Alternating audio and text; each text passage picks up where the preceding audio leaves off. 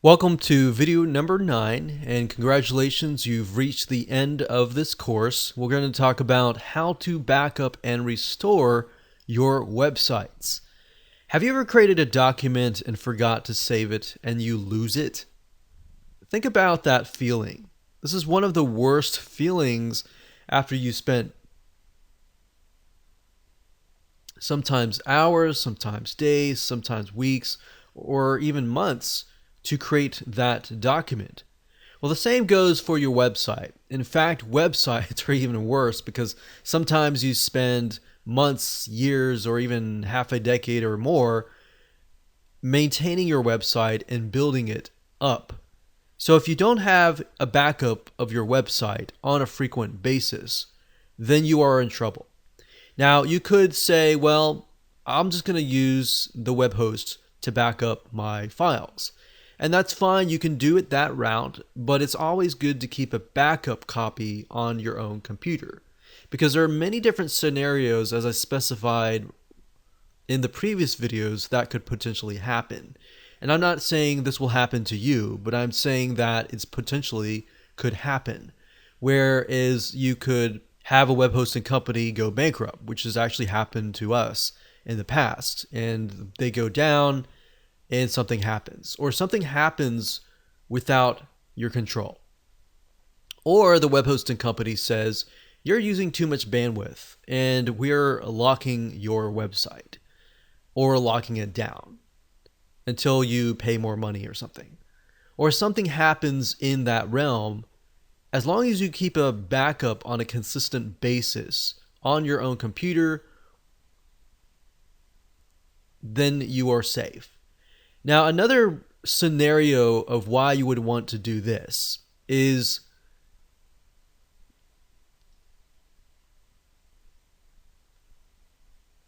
if you wanted to back it up and then move it to a different host.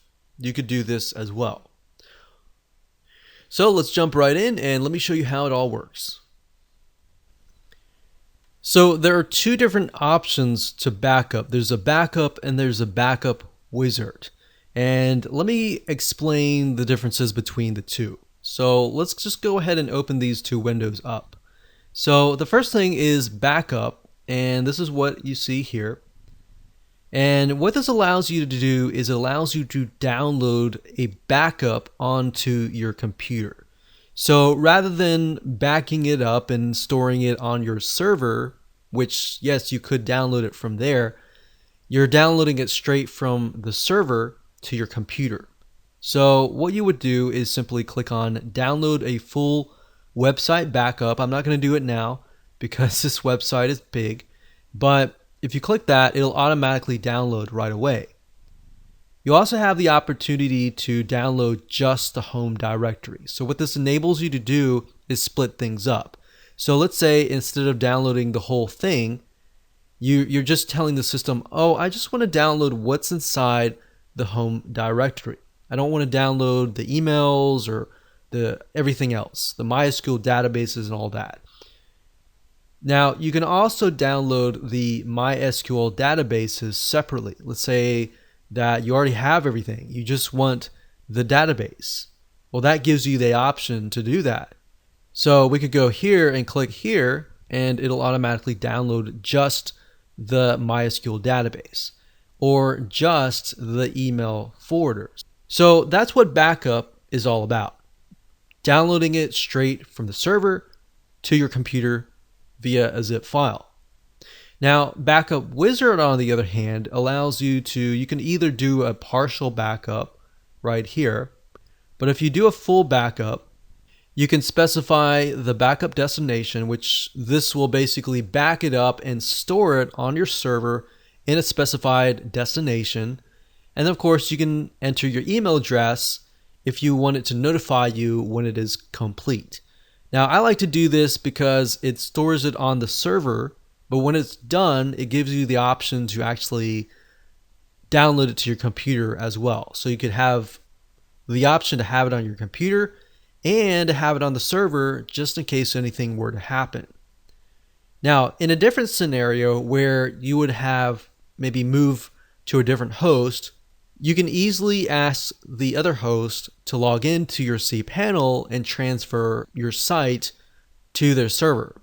You could either do that or you could do it yourself. I like to keep backups myself at all times. And even though they offer those services at your convenience, you never know what will happen with the web hosting company. And you never know what situation you might be in. So always keep a backup. Try to do backups at least once a week or once a month at minimum. Now, if you do the backup wizard, you've backed everything up and it is sitting in your home directory and you want to restore it, you can either ask your web hosting company to do it for you, or you can do it yourself and do it really quick.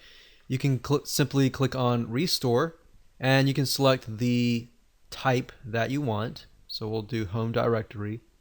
And the final step is to either choose the restore your backup, upload the file here and restore it from here.